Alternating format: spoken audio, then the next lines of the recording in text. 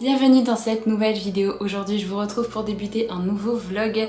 J'avais très envie de lire des petites nouveautés. Alors je sais pas si ça va être un vlog qui va encore être une fois consacré à des nouveautés pendant toute la durée du vlog, mais là j'ai déjà deux romans que j'aimerais vraiment beaucoup lire et qui sont sortis très récemment. Le premier je l'ai commencé rapidement hier soir, j'en ai lu 20 pages je crois. Je suis à la page 29. Après il est très court. C'est Cache-Cache Mortel de Kiersten White, sorti aux éditions de Saxius il n'y a pas si longtemps que ça. Dans cette histoire, tout ce que je sais, c'est qu'on est dans un parc abandonné, qu'il va y avoir des participants à une sorte de jeu où ils vont être 14 participants et ils vont devoir se cacher pendant 7 jours pour gagner beaucoup d'argent. Et voilà, moi c'est à peu près tout ce que je sais. Clairement ça fait penser à la série Squid Game avec ce genre de thématique. Et comme j'ai beaucoup aimé cette série, et ben j'ai été très curieuse de voir un petit peu ce qui allait se passer dans cette histoire. Il fait moins de 300 pages je crois, il fait 270 pages. Donc ça va clairement se dévorer parce que je pense qu'avec ce genre d'histoire, il peut y avoir un côté très addictif. Je l'ai commencé hier donc je vous en reparlerai quand je l'aurai avancé. Mais ça me tentait vraiment beaucoup. Donc je suis très contente de commencer ça. Et du coup, le deuxième roman que j'ai très envie de lire dans ce vlog, c'est Ce Royaume Tissé de Tahereh Mafi, qui est sorti également chez De Saxius récemment. Ici, on part dans carrément autre chose, vu qu'on est dans de la fantaisie orientale. On va parler de djinn, on va parler d'un prince héritier et une femme qui se fait passer pour une servante, mais qui en fait est beaucoup plus que ça. Voilà, j'en sais pas plus, mais c'est le premier tome d'une trilogie. Je ne sais pas. En tout cas, c'est un titre qui me tente beaucoup et j'ai vraiment très hâte de le découvrir parce que j'en avais vu vraiment de très bons avis quand il était sorti en anglais. Là, il fait 500 pages quand même. Mais j'ai trop hâte, vraiment la thématique me tente beaucoup. Donc je pense que je vais déjà dévorer ces deux titres-là dans ce vlog et après on verra ce que je lirai. Peut-être que je piocherai du coup dans ma pile à lire automnale. En tout cas, vous saurez ça très vite dans la suite du vlog. Je vais déjà me concentrer sur ces deux lectures-là. Je lis ça et je vous retrouve plus tard.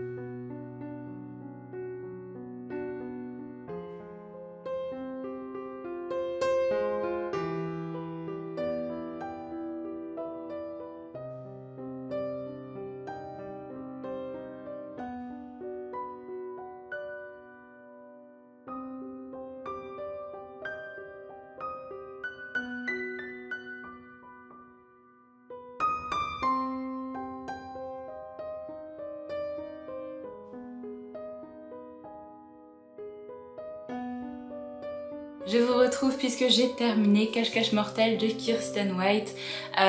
Alors, comment parler de ce livre sans vraiment vous spoiler parce qu'il est vraiment très court, comme je vous l'ai dit, il fait 270 pages. On est dans une sorte de parc d'attractions qui est à l'abandon, qui est abandonné depuis des années, donc il est très délabré.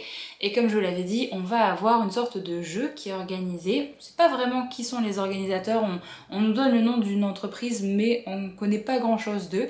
Et nous en fait on va suivre 14 candidats qui vont participer à ce jeu et le but de ce jeu c'est de rester cachés pendant 7 jours. Il va y avoir 2 éliminés par jour et pendant 7 jours ils vont devoir se cacher et à la fin le vainqueur gagnera une grosse somme d'argent. On va suivre Ma qui est une jeune fille qui n'a pas vraiment la vie très facile et qui essaye de dormir dans des foyers, donc elle a vraiment besoin d'argent et forcément elle va accepter quand la femme du foyer va lui dire bah voilà, on a reçu une proposition pour participer à ce genre de jeu, est-ce que tu veux y aller ?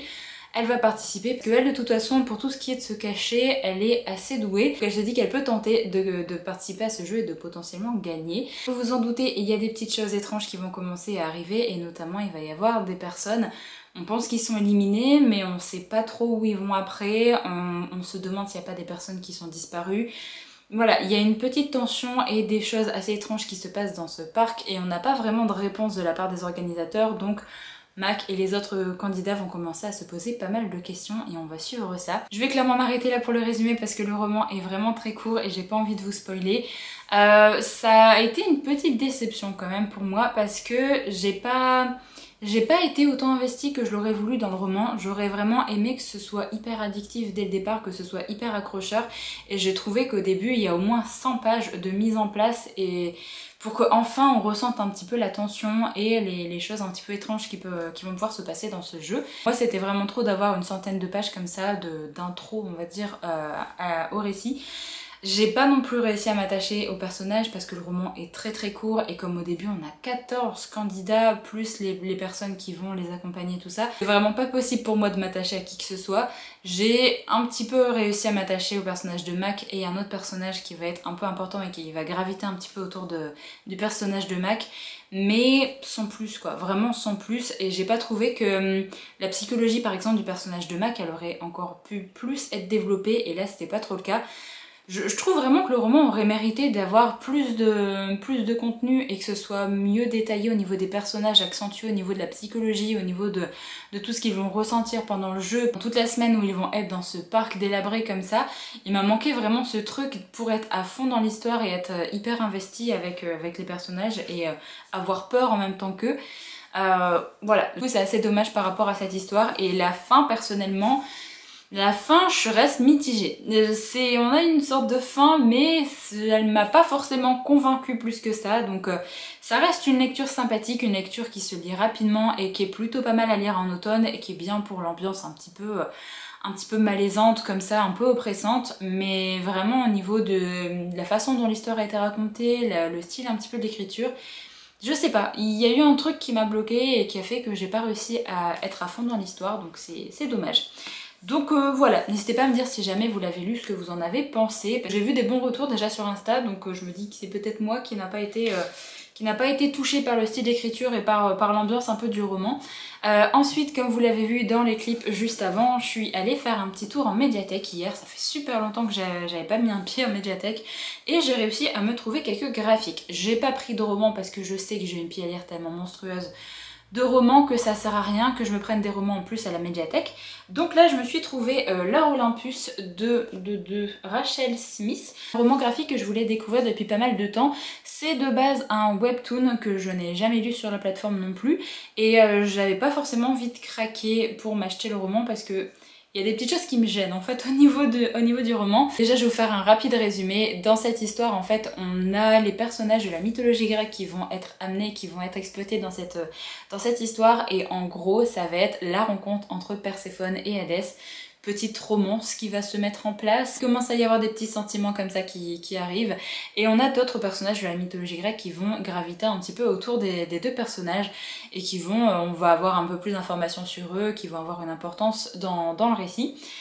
Voilà, je vais m'arrêter là parce que clairement là c'est que le premier tome et c'est vraiment ce qu'on a au niveau de l'intro. On a le personnage de Perséphone qui va un petit peu évoluer, qui va arrêter d'écouter toujours sa mère et essayer de sortir, de voir du monde, de côtoyer d'autres dieux, d'autres déesses et du coup elle va participer à une soirée et c'est lors de cette soirée qu'elle va rencontrer le personnage d'Hadès.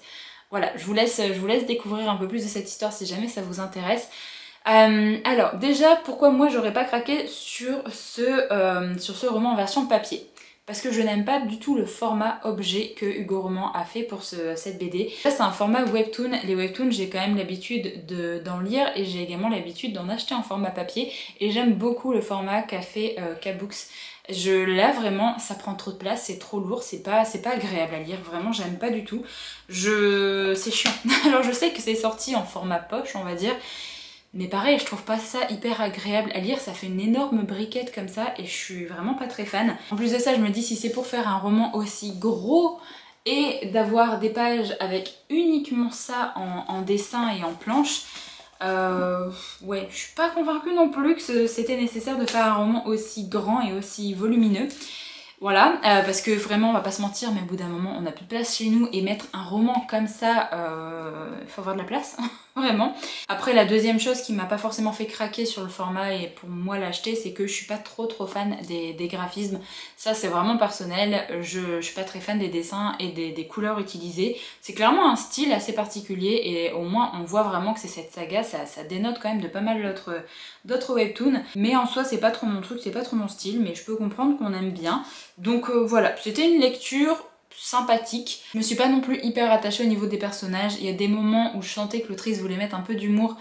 Ça m'a pas convaincue plus que ça. Et je sais pas, des fois, je trouve que l'enchaînement des cases n'est pas assez fluide. Et du coup, d'une case à une autre, j'avais l'impression que j'avais manqué des informations et c'était assez bizarre. Donc voilà, je sais pas si je lirai la suite, peut-être si jamais la suite est à ma médiathèque. Mais c'est une série que je voulais tenter, je voulais la tenter en format papier parce que le format papier c'est un format que j'aime bien. Et voilà, j'ai tenté, c'est pas non plus une super lecture, une super découverte, mais je suis très contente de l'avoir tenté quand même. C'est une série que j'avais vue passer partout, donc ça m'intriguait vraiment bien. Voilà un petit peu pour les choses que j'ai lues récemment. Et là du coup, je vais faire un truc que je n'ai pas fait depuis longtemps, c'est-à-dire un aussitôt acheté, aussitôt lu, parce que j'ai trop envie de lire le petit roman que je suis allée me chercher en librairie ce matin, qui est une sortie du jour en plus. C'est Un automne pour te pardonner de Morgane Moncomble, qui est sorti aux éditions Hugo Roman. J'ai vraiment trop hâte, c'est un livre que je voulais rajouter dans ma pile à lire automnale, parce que regardez-moi cette couverture, à quel point elle est magnifique, à quel point elle crie automne. J'ai bien envie de me caler un roman comme ça avant de lire le Taira Mafi, donc je vais lire ça et je suis trop hypée. Donc pour l'instant on reste quand même dans la thématique de ce vlog où je lis pas mal de nouveautés, parce que bah, ça clairement c'est une sortie du jour et il est pas forcément très long, il fait moins de 450 pages. J'ai trop hâte, donc je commencerai ma lecture, ou alors si jamais c'est hyper addictif, je le lis et je reviendrai vous donner mon avis.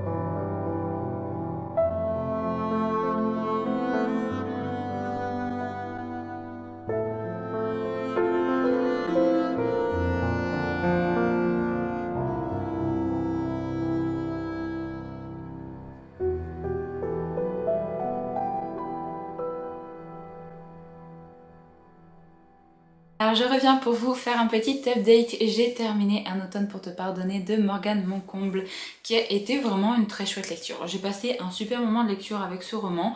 Alors on est clairement dans un genre, enfin dans un mélange de genres qui est plutôt chouette à lire en automne, puisqu'on a une romance, donc on est toujours dans la collection New Romance, mais on a également un côté un petit peu Dark Academia et on a un côté mystère qui est quand même très important dans l'histoire. Alors dans cette histoire en gros on va suivre deux points de vue. On a le point de vue de Camélia, une jeune femme qui souhaite devenir avocate. Elle est dans un cabinet, je crois qu'elle doit être encore apprentie, elle est avocate en devenir comme on dit. Et ensuite on a le personnage de Lou qui, alors ça va pas très bien se passer pour lui parce que il va être arrêté pour un meurtre et du coup on va essayer de démêler le vrai du faux. Alors Camélia et Lou sont des personnages qui se connaissent depuis le lycée puisque Lou avait une bande d'amis avec notamment Rory qui était son meilleur ami tout simplement.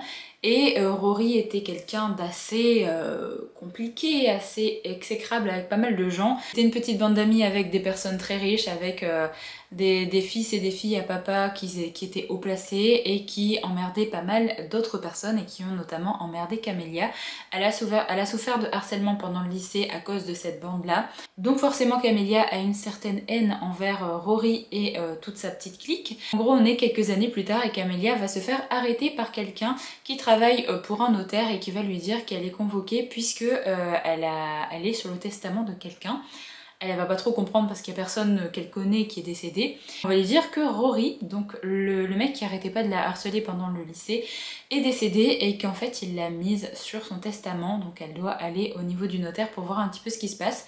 Elle va forcément revoir les personnes qui l'ont harcelée là-bas dans le notaire, sauf qu'elle ne va pas apercevoir Lou qui faisait partie un petit peu de cette clique et elle va très vite comprendre que Lou en fait a été accusée du meurtre de Rory, donc de son meilleur ami, et elle va essayer de découvrir un petit peu ce qui s'est passé parce qu'elle a quand même des doutes que ce soit Lou qui ait commis ça, donc elle va essayer de voir ce qui s'est passé lors de la soirée d'anniversaire de Rory parce que c'est lors de cette soirée-là qu'il est mort. Donc voilà pour le petit résumé, je vais pas vous dire grand chose de plus. On a des points de vue qui vont s'alterner entre Camélia et entre Lou.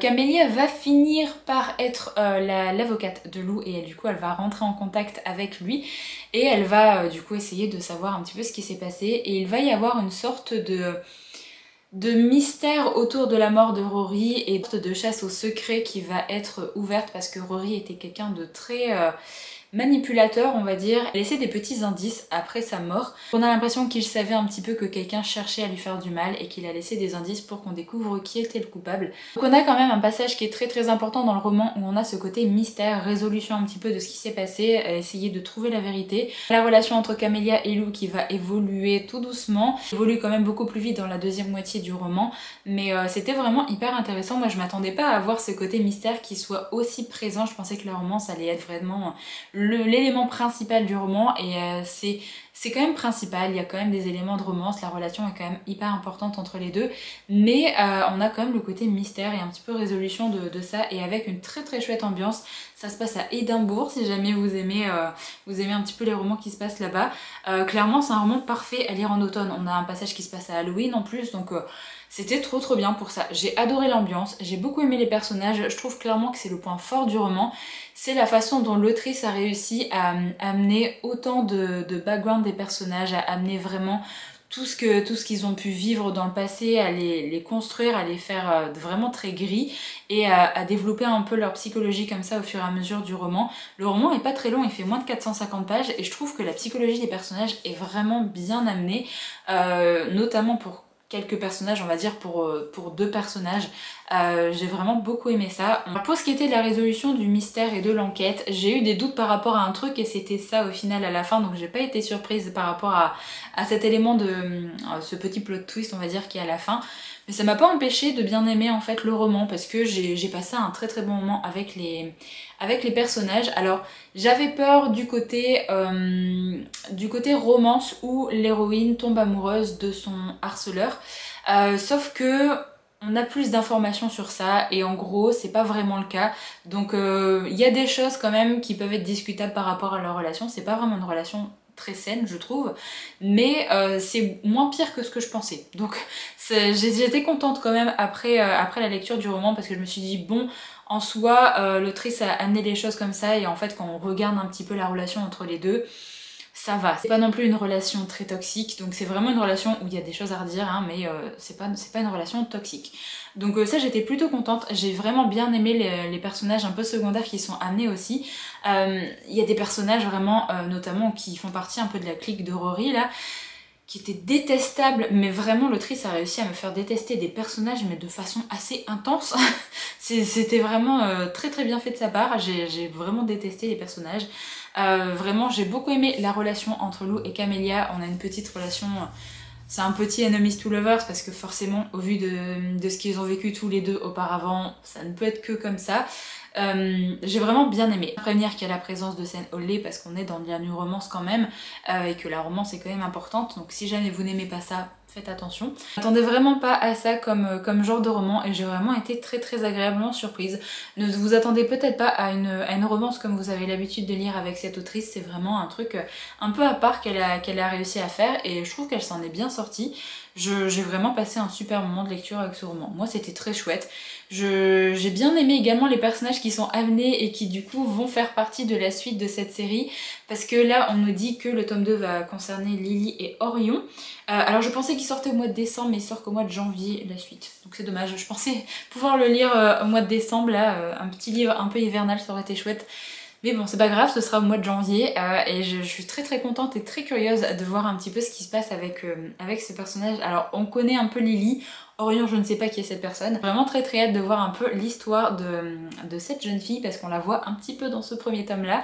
Alors, je pense que vous pouvez lire les romans indépendamment parce que je trouve qu'on n'a pas forcément moult infos là dans ce premier tome sur les personnages secondaires. C'est vraiment basé sur l'histoire de Camélia et Lou, mais après, je pense que c'est chouette quand même de les lire d'affilée. Je me dis si jamais il y a des petits clins d'œil dans les prochains tomes, c'est quand même chouette de les lire par ordre de sortie. Donc voilà, je suis très contente de l'avoir lu, c'est un titre qui est parfait à lire pour l'automne et j'ai vraiment beaucoup aimé la plume de l'autrice. Je trouve qu'elle a vraiment travaillé sa plume, là notamment quand on avait le point de vue de Lou. C'était vraiment une plume un peu plus travaillée, un peu plus lyrique et j'ai vraiment beaucoup aimé ce côté-là. Donc voilà, très chouette découverte, je suis très contente de l'avoir lu dès que je l'ai acheté parce que j'avais pas vu d'avis tomber et tout, je me suis dit mais c'est parfait, je me lance dedans sans forcément que ce soit déjà le buzz sur les réseaux, donc ça c'est trop bien. J'ai bien sûr commencé du coup la lecture que je voulais lire dans ce vlog qui est un Ce Royaume Tissé de Tahereh Mafi. Alors je suis très contente parce que je l'ai démarré hier, j'en ai lu 93 pages, ça se lit tout seul, vraiment. Le style d'écriture me plaît énormément, je trouve ça hyper fluide, hyper immersif. Ce que je peux vous dire pour l'instant c'est que c'est de la fantaisie orientale, qu'on va suivre deux POV également et qu'on a la présence de Jin, mais qu'on a vraiment, là on va avoir le POV d'une jeune fille qui s'appelle Alizée et qui est une Jin, elle fait partie de ce peuple là. C'est déjà très chouette qu'on ait le point de vue d'une personne qui fasse partie de ce peuple là. Je vous referai un résumé quand j'avancerai un peu plus dans le roman, mais pour l'instant j'aime beaucoup. Donc je suis très curieuse de voir la suite. J'ai vu pas mal de personnes déjà donner leur avis sur ce roman, notamment sur TikTok, et dire qu'il était assez introductif comme premier tome parce qu'il me semble que ça va être une trilogie. En soi ça me dérange pas, si jamais il se passe quand même des petites choses, même si c'est introductif, c'est pas très grave. Avant de finir ce petit point dans le vlog, je voulais vous présenter les petits marque-pages qui sont sortis sur ma boutique. Alors des marque-pages que j'ai fait notamment pour la période d'octobre, pour la période pré-Halloween. Le premier c'est un marque-page spécial vampire, donc Vampire Books, avec une petite pile de livres comme ça. Alors il est en effet soft touch, que ce soit recto et verso comme d'habitude. Donc voilà, avec Dracula, Empire of the Vampire et A Diary of Blood, qui est un roman que j'ai pas encore découvert. Donc voilà pour le premier. Et le deuxième marque-page qui est sorti sur ma boutique, c'est un petit marque-page witchy. Donc c'est marqué Spell Books avec des petits cristaux, des petites potions comme ça et avec des fleurs et du feuillage en haut et en bas. C'est pareil recto verso et qui est en effet soft touch aussi. Donc voilà pour les deux petites nouveautés qui sont présentes sur ma boutique. N'hésitez pas à aller checker si vous voulez des photos plus jolies que ce que je vous présente là en vidéo sur soit l'Instagram de la boutique ou alors sur ma boutique directement. Voilà pour mes avancées de lecture. Je vous retrouve du coup très vite pour vous donner mon avis sur le Tahereh Mafi. Alors je reviens pour vous donner mon avis sur le roman de Tahereh Mafi que j'ai terminé hier soir, donc c'est Ce Royaume Tissé. On est ici dans un premier tome de trilogie de fantasy orientale. Clairement j'espère que le tome 2 arrivera en tout début d'année prochaine parce que j'ai vraiment beaucoup aimé ma lecture.